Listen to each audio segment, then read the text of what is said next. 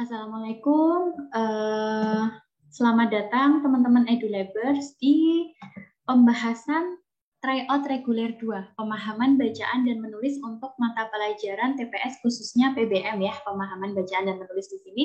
Langsung aja kita bahas untuk soal nomor 1.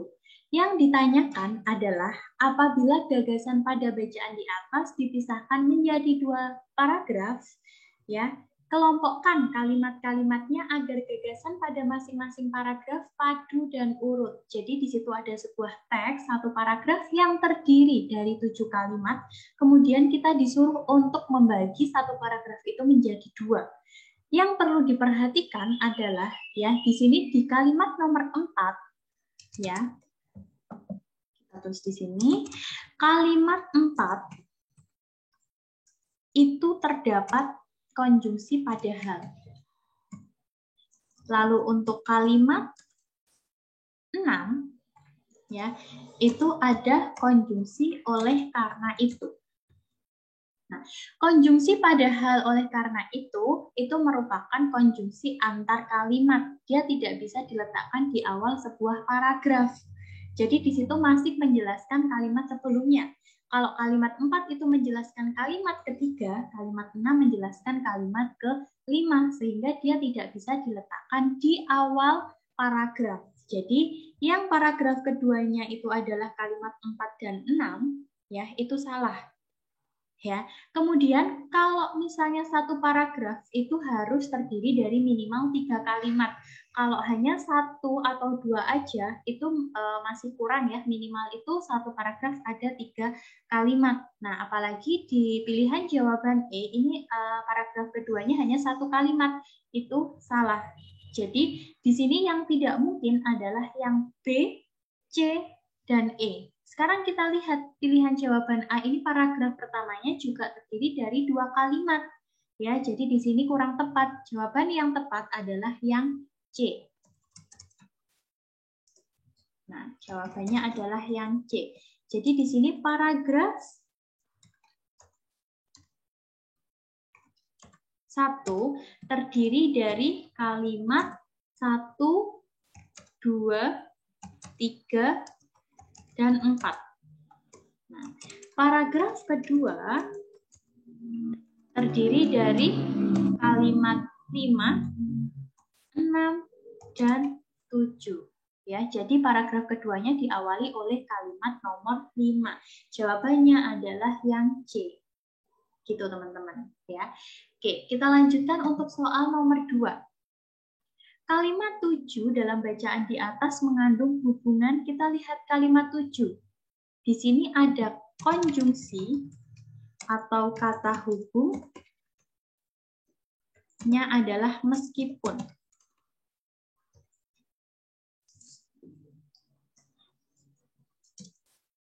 Nah, kata meskipun ini merupakan konjungsi ya. Kata meskipun itu untuk membenarkan suatu hal sekaligus menolak hal lainnya. Nah, ini kan bisa dikatakan ada menolak ya, atau disebut sebagai pertentangan. Ya. Kalau pertautan itu majas. Kalau penegasan itu biasanya dia ditandai oleh dengan begitu. Lalu juga ada jelaslah bahwa dan lain-lain. Nah, untuk pertentangan, nah itu bisa pakai meskipun, tetapi seperti itu ya. Kalau untuk pemerian itu adalah tanda koma. Nah, seperti ini. Lalu untuk penambahan biasanya menggunakan konjungsi dan. Ya, jadi jawabannya adalah C, pertentangan. Gitu, teman-teman. Oke, itu untuk soal nomor 2. Kemudian kita lanjutkan nomor 3. Di bawah ini, kalimat yang memiliki pola sama dengan kalimat nomor 2. Nah, kita lihat di sini, salah satu jenis barang ya, yang sering digonta-ganti. Ya, kita lihat di sini salah satu jenis barang yang sering, berarti ini adalah subjek. Kemudian digonta-ganti, ini adalah predikat. Ya. Kemudian hampir tiap orang itu adalah objek. Kemudian adalah peralatan elektronik. Oke, bisa kita lihat di sini adalah peralatan elektronik. Ini adalah pelengkap. Nah, kita lihat di sini, kalau ayahku adalah seorang jenderal, ya, ini dia nggak ada yangnya ya di sini ya, nggak ada keterangan subjeknya, karena yang di kalimat nomor 2 ini ada kata yang sering, berarti itu adalah penjelasan dari subjeknya. Ya, di sini ada kata yang. Kemudian wortel merupakan sayur juga sama di sini, ya, nggak ada yangnya. Kalau Arimbi yang paling pandai di kelasnya, di sini ada keterangan tempatnya, sedangkan di kalimat nomor 2 itu nggak ada keterangan tempatnya. Ya, kemudian yang delta, makanan yang sering dikonsumsi. Ya, itu sama dengan salah satu jenis barang yang sering digonta-ganti. Penderita diabetes di sini sama dengan objek hampir tiap orang merupakan makanan rendah gula. Itu sama dengan adalah peralatan elektronik sebagai pelengkapnya. Kalau yang pilihan jawaban E, di sini ada di daerah pegunungan, itu juga merupakan keterangan. Di kalimat nomor 2 itu tidak memiliki keterangan. Jadi jawabannya adalah yang delta. Ya, jadi kalau untuk pola yang sama kita cari struktur subjek predikatnya seperti itu dan juga konjungsinya. Itu untuk soal nomor 3 jawabannya yang delta. Sekarang untuk soal nomor 4 teman-teman, yang ditanyakan adalah bentukan kata yang tidak sama dengan konsumtif yang tidak sama. Kalau kita lihat di sini, konsumtif ya, itu artinya adalah bersifat konsumsi. Ya, jadi dia berasal dari kata konsumsi. Sama halnya dengan ekonomi. Ekonomis itu juga bersifat ekonomi. Nah, kemudian responsif. Responsif itu juga bersifat respon. Kemudian aktif, kalau aktif itu dia memang sudah merupakan kata sifat ya, adjektif. Dia tidak berasal dari kata apa-apa, ya udah kata dasarnya, kata aslinya itu aktif yang sudah merupakan kata dasar ya. Kalau efektif itu dari kata efek. Nah, berarti di sini yang bukan atau tidak sama dengan kata konsumtif ya, yang bukan kata benda diubah menjadi kata sifat itu adalah yang aktif, karena aktif itu sudah merupakan kata sifat sejak awal tanpa adanya imbuhan. Ya, imbuhan berupa akhiran. Jadi jawabannya adalah yang delta. Itu soal nomor 4. Sekarang kita lanjutkan untuk soal nomor 5. Nah, makna kata konversi, makna harus sesuai dengan KBBI. KBBI itu adalah Kamus Besar Bahasa Indonesia. Kalau kita lihat di KBBI, arti kata konversi itu adalah perubahan dari satu sistem pengetahuan ke sistem yang lain. Jadi kata kuncinya ada di perubahan ya.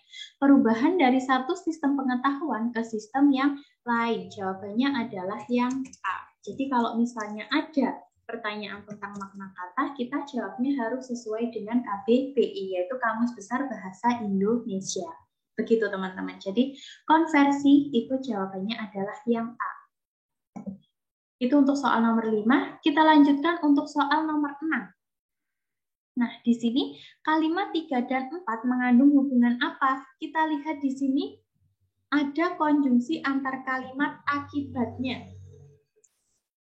Kata hubung akibatnya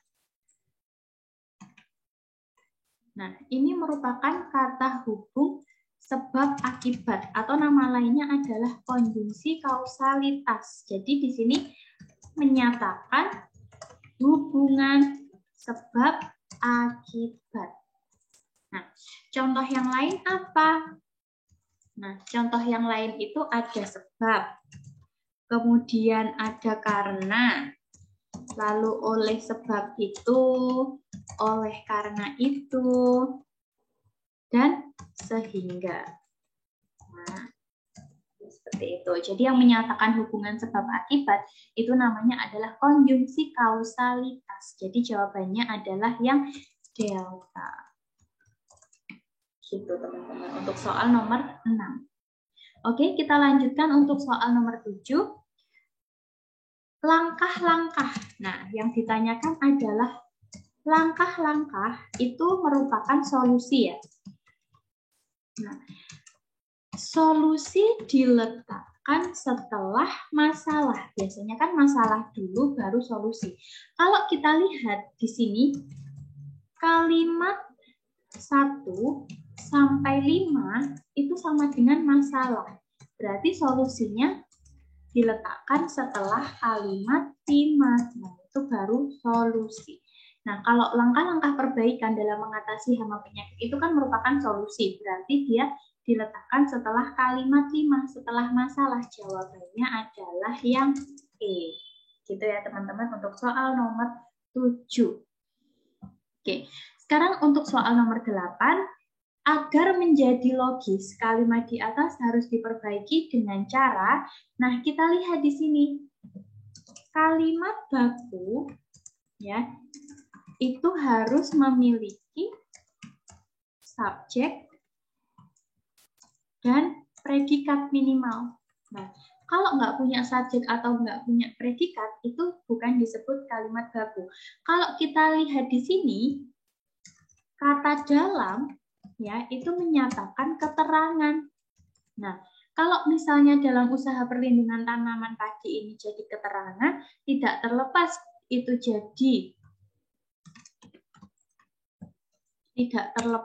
jadi predikat. Nah, dari kegiatan manusia dalam bla bla bla itu jadi keterangan, berarti kalimat ini dia nggak punya subjek. Gimana caranya dia punya subjek? Kata dalamnya dihilangkan. Sehingga kalau kata dalamnya dihilangkan, berarti gimana? Usaha perlindungan tanaman padi, sehingga usaha perlindungan tanaman padi itu menjadi subjek di sini ya. Usaha perlindungan tanaman padi menjadi subjek. Kemudian predikatnya tidak terlepas dari kegiatan manusia dalam bla bla bla sampai terakhir ini adalah keterangan. Jawabannya berarti yang A. Gitu teman-teman ya, untuk soal nomor 8. Menghilangkan kata dalam pada awal kalimat agar kalimat ini memiliki subjek supaya menjadi kalimat yang baku. Oke, itu untuk soal nomor 8. Kita lanjutkan untuk soal nomor 9. Yang ditanyakan di sini, perbaikan kata yang bercetak tebal. Di soalnya yang bercetak tebal itu kata mempengaruhi. Ya, kira-kira di sini perlu diperbaiki atau tidak? Kalau perlu diperbaiki itu menggunakan kata apa? Nah, di sini kita cari ya. Mempengaruhi itu kan berasal dari kata ya, mendapatkan atau dia bertemu dengan kata dasar pengaruh. Kemudian akhiran I. Nah, ini jadi gimana? Kita harus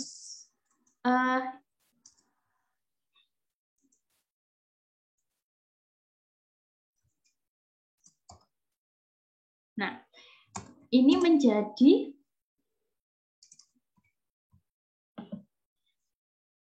memengaruhi. Ingat ya, kalau kata dasar berawalan K, T, S, dan P itu luluh atau lebur. Ya. Nah, imbuhan me di situ berarti jadi memengaruhi P-nya lebur. Kan sama kayak menyapu ya. Itu kan berasal dari kata me mendapatkan kata dasar sapu. Berawalan S. S-nya kan nggak ada di situ. Jadi lebur ya di sini.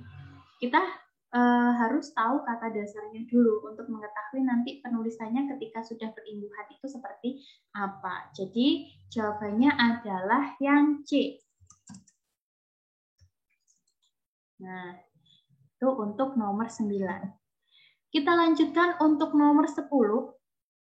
Kalimat di bawah ini yang termasuk ke dalam kalimat logis adalah, nah kalimat logis itu adalah kalimat yang bisa diterima oleh akal ya. Nah, kalau pilihan jawaban A itu saya mengajar mata kuliah penulisan puisi. Harusnya di sini saya mengajar mahasiswa. Ya. Atau saya adalah pengajar mata kuliah penulisan puisi. Kan yang diajar bukan mata kuliahnya, tapi yang diajar adalah mahasiswanya. Ya, jadi perbaikannya saya mengajar mahasiswa atau saya adalah pengajar mata kuliah penulisan puisi.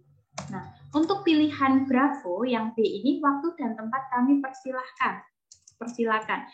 Bukan waktu dan tempat, tetapi orangnya yang dipersilakan. Bukan waktu dan tempat, tetapi orangnya yang dipersilakan. Ya, jadi Bapak dan Ibu dipersilahkan seperti itu, bukan waktu dan tempatnya. Kemudian yang C ini sudah benar ya, HP harap dimatikan. Yang dimatikan adalah HP-nya. Biasanya kan teman-teman mendengar ya, yang membawa HP harap dimatikan. Jadi yang dimatikan kan orangnya yang membawa HP. Jadi bukan seperti itu. Ya, pilihan jawaban D atas kehadirannya. Di sini mengacu kepada siapa? Nah, tidak jelas. Nah, jadi untuk perbaikannya atas kehadiran Bapak atau atas kehadiran Ibu kami sampaikan terima kasih. Nah, untuk pilihan jawaban E, waktu tidak dapat disingkat. Waktu dapat dihemat. Jadi supaya tidak boros ya, supaya tidak membuang-buang waktu. Jadi tidak dapat disingkat tapi dihemat ya. Jadi jawabannya adalah yang C. Itu teman-teman untuk soal nomor 10.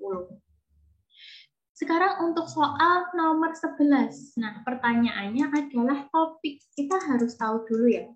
Topik. Topik itu adalah inti utama pembahasan. Jadi kalau paragraf 1 topik dalam sebuah teks itu kita harus tahu ya, paragraf 1-nya itu membahas apa, paragraf 2-nya membahas apa. Nah, di sini paragraf 1 membahas tentang efek negatif tidur siang.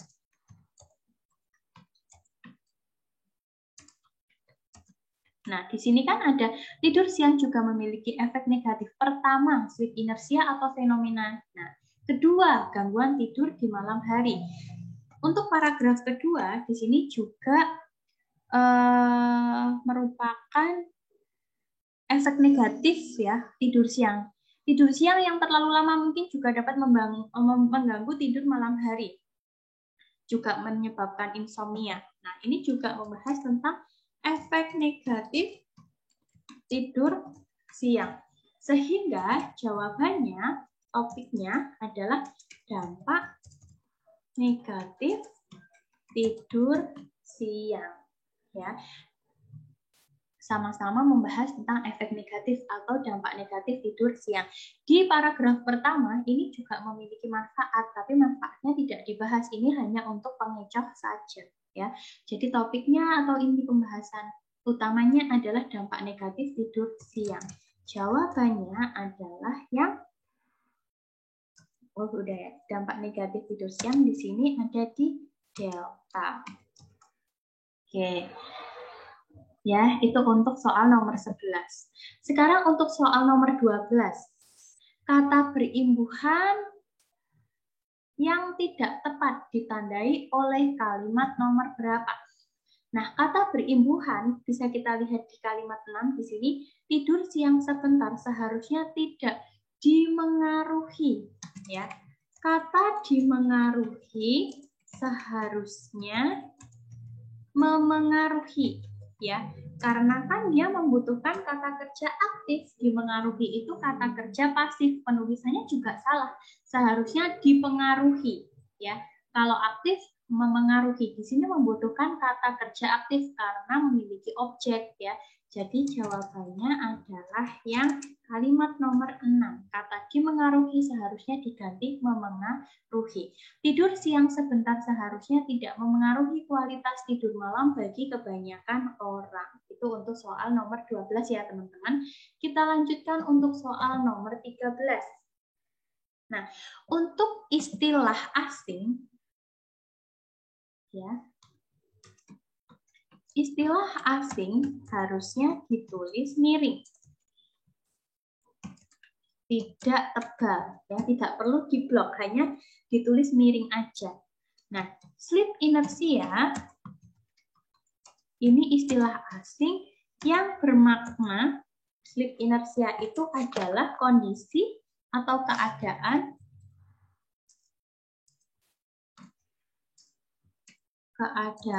atau kondisi antara tidur dan bangun. Ya. Sleep inertia keadaan atau kondisi antara tidur dan bangun. Nah, sleep inertia itu merupakan bahasa asing di dalam penulisannya, itu harus ditulis miring untuk membedakan bahwa dia merupakan bahasa asing yang belum diserap ke bahasa Indonesia atau dia istilah asing yang harus ditulis miring. Jawabannya adalah yang delta, yang D di sini. Oke, itu untuk soal nomor 13. Sekarang kita lanjutkan untuk soal nomor 14, teman-teman. Mengigau telah mengalami proses afiksasi. Nah, afiksasi itu merupakan imbuhan. Afiksasi itu ada 4, ya. Yang pertama ada prefiks, itu sama dengan awalan. Kemudian ada infiks yang berarti sisipan. Kemudian ada konfiks. Pertamanya sufiks dulu ya. Sufiks itu akhiran, baru konfiks, yaitu awalan dan akhiran. Nah, ini kan mengigau kan berasal dari kata imbuhan me yang mendapatkan kata dasar igau. Ya, jadi dia mengigau. Nah, imbuhan me kalau dia bertemu dengan huruf yang berawalan vokal itu jadi meng ya. Nah, contohnya antar, mengantar, ambil, mengambil, ikau, mengikau, mengintai, mengeja, mengulur, lalu mengolah. Nah, jadi seperti itu. Jadi di sini kan mendapatkan awalan aja, ya. Kalau dia mendapatkan awalan aja, berarti dia telah mengalami proses afiksasi berupa prefiks, ya. Jawabannya adalah yang A. Yaitu untuk soal nomor 14. Sekarang untuk soal nomor 15. Kita lihat di sini, perbaikan konjungsi yang dicetak tebal. Di paragraf 1 ini ada konjungsi tetapi. Ya, tetapi itu merupakan konjungsi pertentangan. Nah, tidur siang memang memiliki manfaat, tetapi tidak semua orang bisa tidur siang. Nah, konjungsi tetapi itu pertentangan. Sudah benar di sini konjungsi tetapi itu untuk pertentangan. Dia kan juga ada di tengah ya, konjungsi antar klausa. Kalau misalnya namun, itu juga bisa pertentangan, tapi namun itu konjungsi antar kalimat. Dia diletakkan di awal kalimat, nggak boleh diletakkan di tengah. Kalau dan itu merupakan penambahan atau itu pemilihan karena adalah kausalitas atau sebab akibat. Jadi jawabannya adalah yang A. Sudah benar, tidak perlu diperbaiki. Ya, itu untuk soal nomor 15. Kita lanjutkan untuk soal nomor 16. Kata yang bercetak tebal pada teks tersebut seharusnya diganti dengan, nah itu ini terkait dengan diksi ya, teman-teman. diksi atau pilihan kata. Di sini kalimatnya, sejak pandemi virus corona berlangsung, negara-negara di dunia melakukan pembatasan di berbagai kegiatan untuk melarang penyebaran virus. Kata melarang, kan penyebaran virus itu nggak bisa dilarang ya, kita nggak bisa mengendalikan penyebaran virusnya. Yang bisa kita lakukan adalah mencegah ya, agar penyebaran virus itu tidak terjadi. Nah, berarti mencegah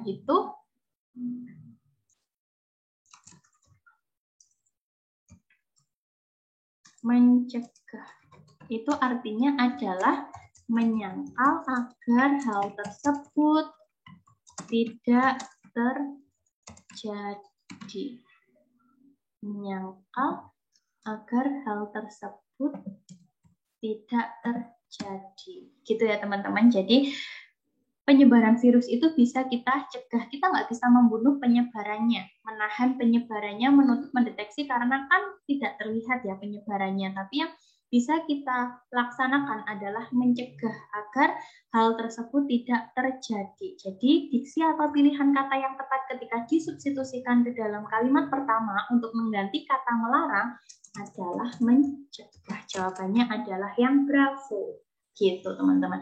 Jadi kalau misalnya membuat sebuah tulisan atau ada kata yang rumpang, nah biasanya teman-teman diminta untuk mensubstitusikan kata itu di pilihan jawabannya yang tepat. Ketika dimasukkan atau disubstitusikan itu sesuai dengan konteks kalimatnya. Nah, untuk hal ini, kata melarang itu seharusnya diganti dengan kata mencegah, karena penyebaran virus itu bisa kita cegah agar tidak terjadi. Kita minimalisir semaksimal mungkin. Gitu, teman-teman ya. Itu untuk soal nomor 16. Sekarang untuk soal nomor 17, ini soal terakhir ya. Nah, di sini yang memiliki pola yang sama dengan kalimat 3, itu kita harus cari polanya dulu. Nah, di sini kalimat 3 ada ratusan negara. Itu dia jadi subjek, lalu predikatnya apa? Menutup. Ini jadi predikat. Objeknya sekolah tatap muka. Lalu di sini selama pandemi, ini adalah keterangan waktu. Nah, berarti kan ini polanya punya subjek, predikat, objek, keterangan waktu ya. S, P, O, K. K-nya adalah waktu. Nah, kita cari di pilihan jawaban. Ketika turun hujan, berarti ini keterangannya ada di awal. Ini salah ya, karena kalimat nomor 3 ini keterangannya ada di akhir. Nah, kita lihat. Arizal menemui Sari saat jam istirahat. Arizal subjek, menemui predikat, Sari objek saat jam istirahat, keterangan waktu. Ibu membuat kue, di sini nggak ada keterangan waktunya. Adik berlari di lapangan, ini keterangan tempat, bukan keterangan waktu dan tidak punya objek. Yang E ini juga tidak punya objek. Saya subjek, mandi predikat, setiap pagi keterangan waktu. Berarti di sini subjeknya adalah Arizal, dia jadi subjek. Lalu menemui, ini jadi predikat. Lalu Sari, ini jadi objek. Saat jam istirahat itu jadi keterangan waktu. Oke, Arizal subjek, menemui predikat, Sari objek, saat jam istirahat, keterangan waktu. Sama ya dengan pola kalimat nomor 3. Jadi jawabannya adalah yang B. Jadi gitu ya teman-teman untuk soal nomor 17. Kalau misalnya teman-teman diminta untuk mencari pola yang sama, jadi harus cari dulu strukturnya, SPOK-nya seperti itu. Kalau punya pelengkap ya dicari di pilihan jawaban yang ada pelengkapnya. Yang penting untuk struktur dan konjungsinya itu harus diperhatikan. Oke, ini adalah soal terakhir. Nah, terima kasih teman-teman sudah mengikuti pembahasan soal tryout reguler 2 untuk mapel TPS khususnya PBM ya, pemahaman bacaan dan menulis. Semoga bermanfaat dan sukses terus untuk teman-teman EduLaber semuanya. Terima kasih. Wassalamualaikum warahmatullahi wabarakatuh.